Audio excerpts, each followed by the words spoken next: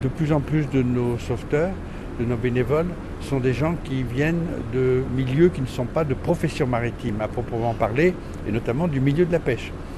Donc ces gens-là, il faut les former. Et il faut les former comme marins, il faut les former comme sauveteurs. Et puis la deuxième chose, un point important, c'est que nous avons devant nous des investissements importants à effectuer. Nous arrivons à échéance des 30 ans de vie des canots tout temps, des 40 canots tout temps, c'est-à-dire nos plus gros bateaux qui ont été mis en service il y a maintenant 30 ans, entre 30 et 35 ans. Donc il faut les renouveler.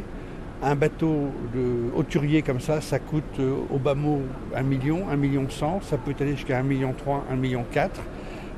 Même s'ils n'ont pas tous vocation à être remplacés par des canots tout temps de nouvelle génération, qui sont des grosses unités, il n'empêche qu'on ne remplace pas un canot tout temps par un semi-rigide.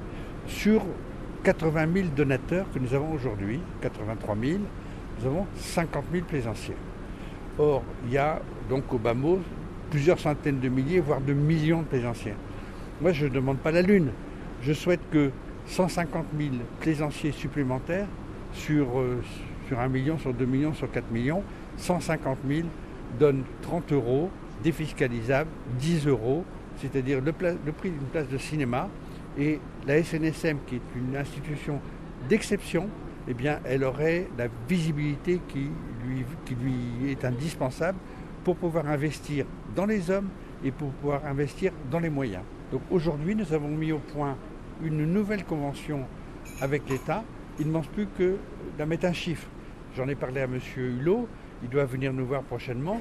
Et ce que je voudrais, c'est qu'enfin, on sorte d'une situation où on bricole d'année en année et ça nous laisse dans l'incertitude.